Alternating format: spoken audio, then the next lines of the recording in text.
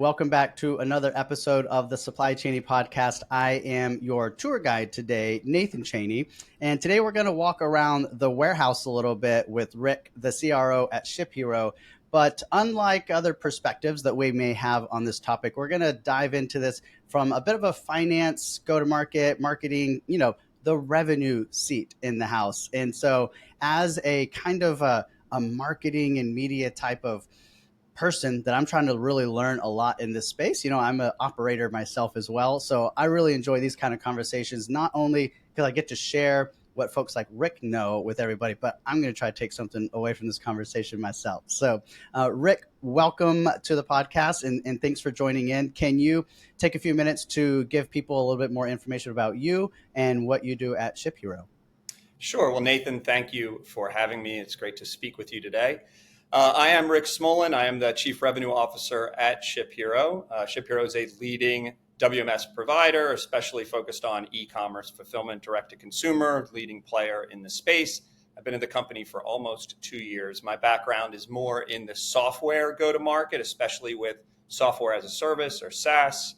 Have worked in horizontal SaaS businesses where you sell to a function in lots of different industries, and have sold within vertical SaaS, where we sell to a specific type of customer here, 3PLs and brands that do self-fulfillment as well. So been a great experience. Obviously, being in supply chain, everything is so much more visual. Everything is so much more like real economy. If you think of software generally, you think about keyboard and mouse and a better version of Excel. And so much of go-to-market and software is about making the knowledge worker more efficient.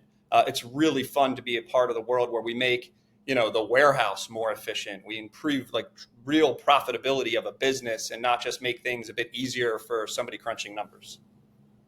Yeah, I like to say that someone who wants to feel a tangible outcome from the work that they're doing, that supply chain is a good place to be able to get that experience. And if you're in tech or in software in supply chain, that you get to see how what you're doing with zeros and ones affects things in the real world. So can you back up a little bit and give us a little bit of the backstory of Rick, kind of where'd you grow up? What did you think you wanted to be when you grew up and all that jazz? Grew up in the Philly suburbs, didn't realize how big the world was. I would say like the box was real small around that. Went to Penn State, so I went to the state school, in Pennsylvania and had an amazing experience there. I sold ads for the college paper. I got to know a lot of different businesses around it. I was studying finance, so I pictured myself in a future on Wall Street. I grew up, the family like activity for bonding was watching like LA Law. Like I pictured myself, in the suit, arguing either things or trading things or, being this sort of big shot around it. But I didn't necessarily like have a plan on how to execute against that. I was enjoying college. I was enjoying the experience, and I got into sales through the college paper. And I just loved the relationships I was building. I loved talking about business. But with my finance background, we had a great supply chain, aspect of the business school. I got an internship while I was at college, and internships were big back then. This was like the emergence of internships sort of just starting to happen. And I got an internship with a company called Allied Signal. And Allied Signal, the big industrial manufacturing business, like a mini version of GE. Now, Allied Signal eventually bought Honeywell and took on the Honeywell name, but Allied was a real big business back then, a real player, like a Dow 30 component even. And I ended up parlaying that internship into like a full-time position as like a finance guy in an industrial manufacturing business for specialty chemicals. So you want to talk about real economy stuff. Like I would fly down to New Orleans, drive up to Geismar, Louisiana, and watch fluorspar, which is a mineral that gets mined out of the earth, get like brought into the warehouse and mixed with sulfuric acid at like 6,000 degrees or some crazy temperature to create hydrofluoric acid, which if you even smell, you die. But if you don't do that and you handle it properly and you mix it with some chlorinated solvents, you get refrigerants and air conditioning, which is really valuable. So I had exposure to the real economy, the industrial economy. Your customers are not consumers. Your customers are like big global corporations and all the financial metrics around it. And I had a pivot point in my career where I could move to Richmond, Virginia, and become like assistant controller at one of the world's largest nylon manufacturing facilities. Or I could go move into New York City and work at like a hip software company that's doing like financial modeling for the stock market and stuff like that. And when you're a young guy, there was a lot more going on in New York City than there was Richmond. But I do wonder sometimes, like, boy, what if I went that direction? So pretty big change. Then I got into this world of software.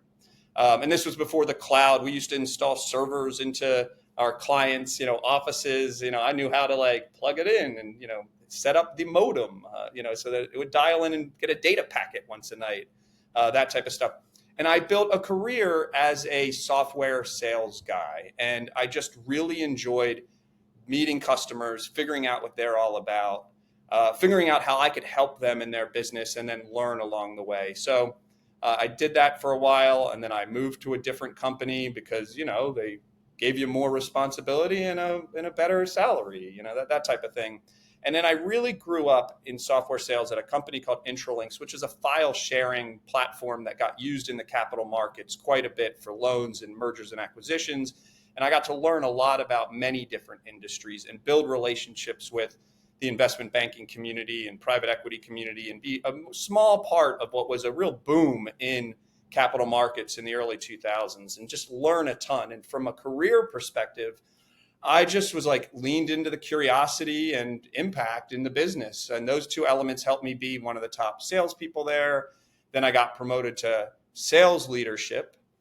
Then I got sent to be leading in Asia for 2.5 years. I got to live in Hong Kong during a real heyday for expats there. Then I got to lead like North America business lines, and then ultimately was able to parlay that into head of sales positions at fast growing software startups during like the boom of SaaS, software as a service. And so since that time, I've had the opportunity to lead sales at some of these fast growing businesses. Be able to partner with some of the venture and growth equity community and helping their companies. And, that's where along the way I met Aaron, and Aaron Rubin is the founder of ShipHero. And, he had a growth equity investment from a firm that I have a big history with. And he would come to the investor conferences and he would sort of speak about, the carrier marketplace or the e-commerce landscape. And you could just see that here is a guy that is not just like trying to build a business, but is trying to transform how e-commerce and how warehouses operate. So established a bit of a relationship with Aaron over the years, and then ultimately did a go-to-market assessment or consulting project, real short, quick hitting project in the fall of 2023, sort of ahead of peak. And made this recommendation around bringing in senior revenue leadership. And then they turned it around on me and I said, who? But then I took the leap with the investor support, with Aaron's support. And it has been an awesome ride so far, almost 2 years into it.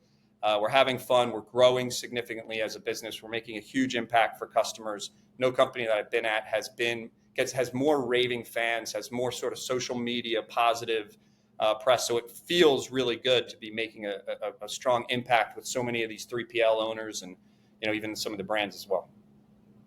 That's really cool. I appreciate you walking kind of from finance major at Penn State through the full journey, even making the pit stop at the mining sites and whatnot, and to arriving to where you're at today. That's really cool. And you're back kind of in the finance seat in SaaS, but now you don't need to worry about modems and plugging in servers and whatnot. So, when you talk about Aaron and what's been going on there at ShipHero, and just from my observation, it's a lot of those raving fans and customers and whatnot. It feeds off of the culture of how the business was stood up and started, right?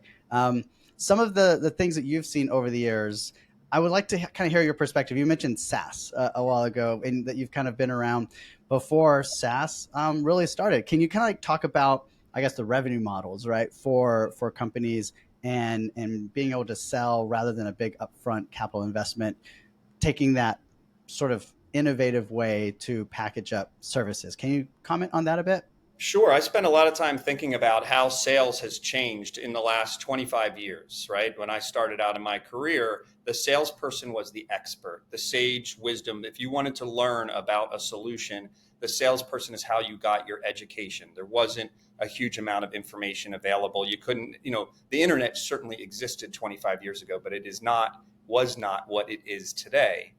And so you relied on sales to be a great educator of you, and your relationships back then, because you would have servers and things of the like, were longer, like bigger commitments, harder to sort of break apart the relationship. So they were much stronger partnerships, and you would lean on the salesperson to be the educator in chief. And so there's so much inertia that happens in any type of B2B sales today that stems from that history.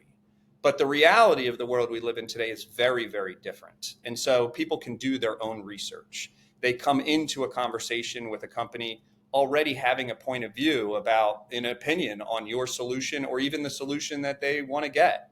The switching costs are much, much lower when you use a software as a service. There are no hardware to take out or anything like that. Your switching costs are much lower. You have to continually earn the customer over and over again.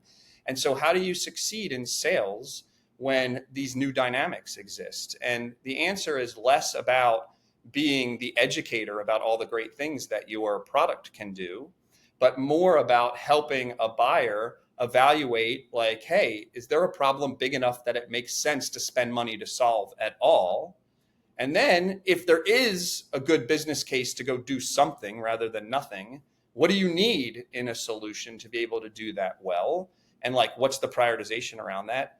And then, and only then, to the extent possible, how does the solution that the seller has to offer match up against the business case, match up against key requirements? And that all sounds nice and that all sounds easy and sensible, but the actual application of that in the wild, so to speak, is quite difficult. That inertia from 50 years of relationship-based sales and all that stuff does not change easily. And so the way we train our teams, the way customers treat, sellers, it all sort of still has a little of that legacy in there. And so my goal personally is to help all sellers out there in the world adapt to the new environment and be more of the doctor that's prescribing the solution based on need, and a little bit less of the sage, wise, mystic that can have all the answers to everything. It's funny that you just touched and used the word doctor right there, because when you were talking about how a potential client or prospect can knock on your door, having 80% decided whether they want you or not, because they've already done all their homework, it's not much different than a patient walking into their doctor's office saying, I went on med.com and I self-prescribed and I think this is what I have. Can you just confirm it and then write me a prescription, right? So it's very parallel sort of experience, it seems. For the health industry these days. In my mind, I feel like the doctor is relied on and viewed as the expert right away, and is given a little more grace in their ability to do discovery. And so, because they did go to school for all those years and they have the certification, and we trust that doctors are generally good. So how do we act as if we are the expert in our industry and field, and how do we help? It's not just about us getting the deal. It's about helping the other side determine, is there value to generate for your business by making this decision versus other decisions that you can make? You know what I mean? I'm curious. I think you are the first chief revenue officer I've ever had on the podcast. And so one thing I've come to learn recently, as I've been picking up more marketing sort of bits, is that a revenue officer often has responsibility for the sales and bringing together the sales force and the marketing initiatives and strategies. Is that kind of how you see it, or how do you see that CRO seat in a company? It varies from company to company. I think about that definition as the revenue life cycle. So in my role today, I am responsible ultimately for marketing, sales, and customer success. So the life cycle of the customer, partnerships, revenue operations, there's a lot that comes with that. There are consistencies, especially in a software business, of those types of common functions. So that's good. You don't need to necessarily be an expert in any given, vertical or department in order to understand the general functions around it. But it does help to have oversight around those multiple functions, because it can be difficult to keep everyone aligned. Often silos do come up. There's always jokes around marketing and sales not being on the same page. And certainly any sales deal that happens, you don't want to hand off a mess over to your customer success side. So, my responsibility is not just for getting deals and closing numbers, but it's making sure we're doing the right business, that customers we bring on are partners with us for a decade or more. That's the type of thing where if you have the life cycle of a customer in your scope, you're thinking about that rather than just like, how many deals can I close in a quarter, which is like the stereotype view of a sales leader. I like it. And I suppose that if you also, one of your metrics or how you measure your success is your customer retention rate and their satisfaction for the long haul, then sort of like when you're having those sales discussion, if this is not a good customer for us in the long run, you're maybe a little more apt to say, look, thanks for checking us out, but I don't think this is a good fit, because at the end of the day, you don't want to onboard someone who's not going to be a good fit, not be satisfied, and then have to, bring them in, wash them out, the whole package, right? Anyone in supply chain can fully appreciate good customer versus difficult customer. I mean, certainly in fulfillment, as an example, there's just customers at times that are not fits, or there's customers at times that their dynamics have changed a bunch. Their business grew a ton. So like the dynamicism within the fulfillment world is even higher than what I've experienced in the past. And so, yeah, you certainly need to appreciate that you're either evolving your business to meet the ICP of what you want to go after, and you're having those hard conversations or candid ones when things change, because ultimately everybody does want the best for their own business, but they want the best for their partners and customers as well. I find that, like, I operate off of that basis. It's rare where you find that not exist. I guess it does happen, but it's not the common thing. Like, generally people are trying to find win-wins. And so having the candor and having the clarity of your own, what are we good at? What is the type of thing we're going for? What does success look like for us? And making sure that's well communicated. And fulfillment, man, those conversations have to happen a lot. I was at the IWLA summit the other day, and it came up in the room about, well, what happens when our capabilities and our ICP changes over time and this customer is no longer a good fit? And it was kind of brought up of like, well, keep them, take care of them, be a good friend, maybe refer out to a couple of folks that that maybe your competitors, but they're a better fit for them, and just help make that transition smooth, because you never know, when that reputation of being that good neighbor, provider is going to help open up a door or opportunity for you later. We make a conscious effort and have metrics around sending referrals and leads to our customers. We want our customers to succeed. We are not looking to maximize every single solitary revenue opportunity that comes up. We're trying to think much longer term. And so I'm, regularly checking, like, are we helping our customers not just with technology, but are we helping them we have exposure to a large landscape. We can move, customers that aren't a good fit for one to another. Like, we can be real helpers along the way. So I totally subscribe to what you're saying. I like it. We're talking a lot about customers and stuff, but we haven't really quite uncovered exactly who is your ideal customer there at ShipHero. I think that's a great question that, folks that may be looking and evaluating you all, I think it's a great thing for them to hear, and just everybody else. So, ShipHero has been around for more than 10 years, so has like a robust platform that can handle all types of elements around what you would expect from a, WMS, system. Has over time specialized and become a market leader within the direct-to-consumer fulfillment, workflow. And we've adjusted and grown our business along with the market trends on the back of COVID. Now, during COVID, we were probably the perfect solution because everything was direct-to-consumer. And we were the really strong player around it. I think the approach that ShipHero takes is a little bit different than the legacy systems of what that looks like. It's much more around the user experience, so that temps don't need training. They can automatically work right out of the gate. It's around optimization of workflows around a direct-to-consumer flow, so bulk ship versus single-item batch versus multi-item batch, and establishing the right workflows that happen to create efficiency in the business so you can maintain labor cost dynamics around it. It's around, workflows that help at the pack station so that you don't need a keyboard and mouse there, so that people can pack more items faster with less errors. There's rate shopping around it. So from a parcel standpoint, knowing that every single order is going to get the best possible deal for where the intended customer is going to go to, and then QA on the back of that so that the right packages go to the right truck, which is a whole, workflow in and of itself. So a lot of that has been geared towards real fantastic operations within the direct-to-consumer space. Now, all of our customers are continuing now in a much more omni-channel approach. And so we've been adjusting to that as well. And so while we still are like a sizable market leader in the DTC world, we're adjusting as well to help handle all the other types of workflows for the retailer stuff that needs to go out, the wholesale things that need to go out, and so on. And so it's just fun sort of seeing what the market needs are, and then trying to say, I don't want to just build the next same version of a WMS, but I want to understand those workflows and help our customers actually win and reduce labor cost associated and minimize errors, and get the sort of work done much faster to improve the profitability of our customers' business. And I think we're succeeding around it.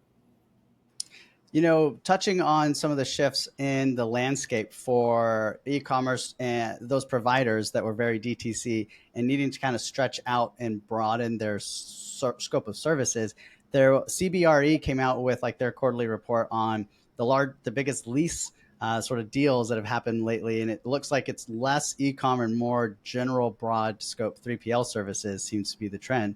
And so it looks like you all are kind of probably seeing the tea leaves on that, and you're making steps to be able to be a more broad sort of partner for your 3PL partners who need to also broaden their scope of services, it sounds like. 100%. I mean, look, as a consumer, I love that, like, we're in a world now where not everything is online. We can actually go to stores again and go to the malls and, do all that type of stuff. So that's, it's happening across. It doesn't surprise me that the data is indicating that. And so, so we help our customers now with those, with that level of complexity, where now we've got to have the right wholesale workflows. Like, one order there can be, 2 days of labor of putting pallets together, whereas one order in a DTC is like, Mary in Ohio. So it's really, so it does kind of create, a varied workflows that you need to understand and to be able to, again, look at from a first principles perspective and say, hey, how do you help an organization that has these dimensions win? From a revenue and just like offering services and solutions to clients, there's one thing that I feel like I've noticed that you all do that tell me if I'm wrong, that I don't think I see many other folks out there in the SaaS space doing, which is your pick to light sort of technology and like coming out with hardware. Can you kind of speak to that from your perspective of that venture or that project within ShipHero? Yeah, I mean, a lot of this stems from Aaron Rubin's, like, being in the position of having been a 3PL owner and having been an e-commerce brand owner, and just trying to put himself in the shoes of both of these audiences and figure out, like, we don't have to define ourselves solely as a WMS. Like, that's not like, there already are WMSs from the past. It's like, if you're going to build a solution that increases the profitability of the customer, where are the opportunities? And so you take the core activities at receiving, you can take the core activities at picking and packing and then shipping. And you say, okay, let's look at workflows across different customer profiles and figure out where can innovation help us to be able to do it? So you look at picking and you say, okay, boy, I like that, taking a cart down this lane, we can go kind of grab the orders. But man, we have a rotational labor force, and they're not necessarily that great at being able to like figure out which letter and number matches up. We're seeing mistakes. So what if lights guided that picker to be able to do that just much faster? So the job becomes, slightly more fun. It's less like squinting to try to figure out if you have the right thing, and your error rates go down, and the speed of which that happens, especially in like a multi-item batch, increases. So so Aaron would have an idea around something like that. And we just happen to have this team of, true like warehouse fulfillment experts. You've met Randall in the past. We've got others that have been 3PL owners that can execute on these visions. We have a pretty, sizable engineering team. We have folks that have been in what I'll call like tinkering type roles for 10 years, always sort of bringing together a hacker's mindset of how do you like create a use case to handle a situation. And so I've seen a few of these situations come up, Nathan, like one on pick to light. So now the carts on your picking is managed by lights. And now the training that a picker needs to have is literally zero. They literally can just start picking. Even I can go in and start picking with no training at all. And I'm not very good with my hands. then you say, okay, well, what about deploying that same type of innovation to packing? Because there are a lot of products that maybe they don't have a ton of SKUs per se, but they got a lot of orders. And so the whole idea of picking feels like that's wasted time. Why don't we apply that light concept to have the picking station happen at the pack station? And so we'd have pack to light associated with it. And then the innovation cycle just kind of keeps going. And then you say, well, you have a cart, you're doing picking in the warehouse, the lights are guiding it. That's really cool. But what if AI could route the picker to use the least number of steps? Because you don't get paid to walk the warehouse, you get paid to pack orders. So what if we could reduce the number of steps? And so, we developed an AI picking capability so that when a picker starts to, now they have the lights or not, and they get a batch, that batch has been programmed knowing, because the warehouse has been mapped and that map is in the software, it optimizes the route. So again, just adding efficiency along the way. So those are like physical examples, but there's also like the world we live in today, like people are building new applications and vibe coding like on their own. And so opening up our APIs, allowing people to build their own applications, building our own applications, like there's so much happening. I mean, think about like fulfillment and 3PLs and the complexities, different customer sizes, different product volumes and velocities, heavy things, light things. Like people are in such varied circumstances. There's no way you can walk into any warehouse and see the exact same thing as another. So everybody's a bit of a unique case. So a great platform can help only so much, but you need all the edge case stuff to happen. And so we're living in a world where innovation can allow you to build an app, build a use case that's sort of unique for a customer. So we're leaning into all of that. In fact, we're trying to bring the whole marketplace along with us. In fact, we have like this summit next month, in Vegas at one of the LVK warehouse facilities. It's 200,000 square feet.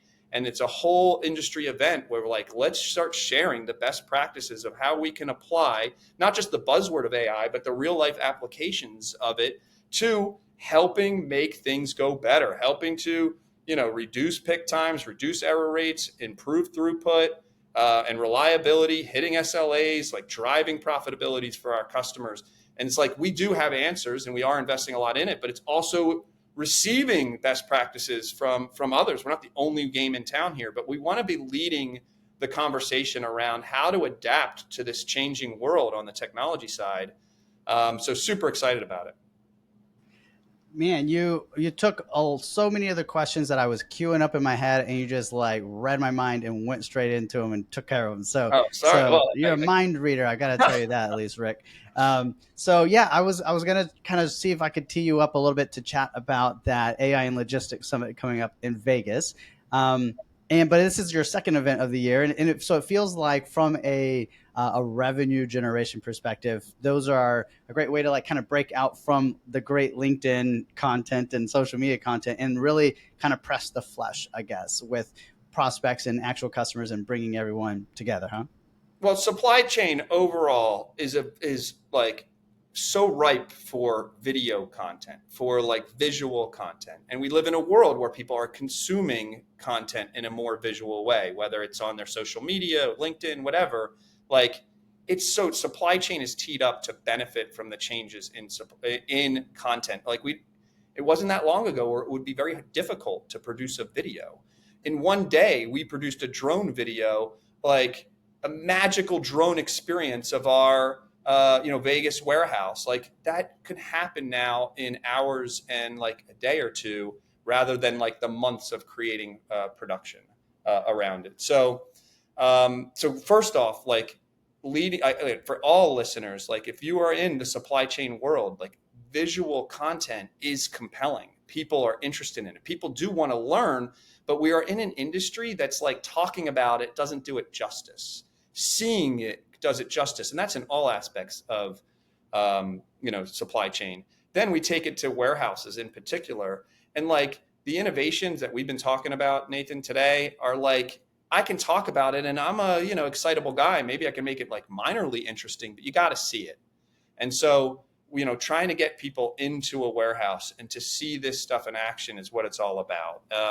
And you can tell that like operators don't have that much community. It's why your podcast and other stuff exists. It's why you see emerging other brands. You see a hunger for connection, for education, for partnership. If you're a 3PL owner, it's like you don't have that many people to talk to about the changing world that we're in, whether it's about getting new customers or managing your current ones or dealing with the latest fire that happened because, an influencer did a TikTok and now there's 10,000 orders and you were prepared for 500. Like that stuff happens all the time. So I think ShipHero has an opportunity because we've been really leaning into the visual aspect of content creation, and we have access to our customers and LVK warehouses to sort of help lead the community to learn from each other so that a 3PL owner or even a brand owner has others that are like them that have similar dimensions and problems and can learn from each other. And if we do our jobs in bringing innovation and technology out there, then we can show it off in a way that will resonate much more effectively. And so, September 16th and 17th, the 17th really for the full day, at LVK, we're going to be, a hands-on agenda. We have some keynotes where actually people are going to be doing work in the warehouse using some of the latest stuff. We're going to show vibe coding applications using the APIs. So it's not like you're going to have to use that exact example, but it's about, wow, I'm hoping that folks that attend this can leave with their minds opened to possibilities. And they leave with some connection to other people that are in their world that they can rely on. So if we can bring the community together, we can bring the community along this sort of uncertain world we're all navigating, then we really are doing our jobs. And we'll get benefit in the long run, of course, from doing that, because brand definitely still matters. There's two things that stood out as you were just speaking right now. One, the idea about video content in logistics and supply chains being particularly useful and beneficial because of the nature of the industry and how things move. And we're all, I think, in the industry, very visual learners and visual, sponges. And so that's actually, you're speaking right to my soul, because since the beginning of Supply Chaney, I've always said I'm video first, video all the time. If it's nothing is done with just audio or just a picture's good, right? It's 1,000 words in a picture, but that video is what can add so much more depth to the storytelling that you can do with content and with marketing. So you're speaking to me loud and clear there on that one. The other one was that as you've been speaking this whole time, knowing that you've been kind of truly in the trenches on warehousing, fulfillment, and supply chain for just a couple of years now, you seem to speak about it like you've been here the whole time. And so it seems like you've gotten a great crash course from Aaron and the team or something like that. And you've really I feel like just adopted it as your new lingo, your new, vocabulary. Well, I'm in the very early innings of my education in this space. I'm fortunate to work with others that are far more, knowledgeable about so many of the aspects of what our customers face. But I do have a growth mindset, and I am eager to continuously learn. And I like to continue to ask why. And this happens to be a world in an industry where things can sound confusing and complex pretty quickly. And I think the default setting on a lot of people is to just sort of kind of go back into their shell a little bit and be like, okay, but I'm like, wait a minute, I didn't understand that. Can we go through that one more time? Because I want to learn and process it. So that helps me a bit. But to be clear, there's when we get into the much deeper levels of technical requirements, I'm going to need help. I like to put it when that happens to me, I just say, can you put that into plain English for me a little bit? So, hey, I don't want to leave this conversation without giving you an opportunity to make sure that we kind of uncovered and turned over every stone that you kind of thought was valuable today for the audience to hear. Is there any other topics or things out there that you're passionate about you'd like to leave folks with before we adjourn for this session? I mean, this has been great. I love talking about all aspects of, our business and certainly our customers in the industry. I really appreciate the stuff that you've been doing, Nathan, around, because it's not just about, warehouses and 3PLs, the whole supply chain community. And there's so much innovation that's sort of happening within there. And there's regulatory changes and political changes that are all happening. So, just thanking you for, being a center point where folks can continue to learn and can have a stage in which to sort of share their views is really awesome. So it was a delight to be with you today. Awesome. And looking forward to hanging out with you in Vegas here pretty soon. Yeah, I'm looking forward to seeing you, Nathan. All right.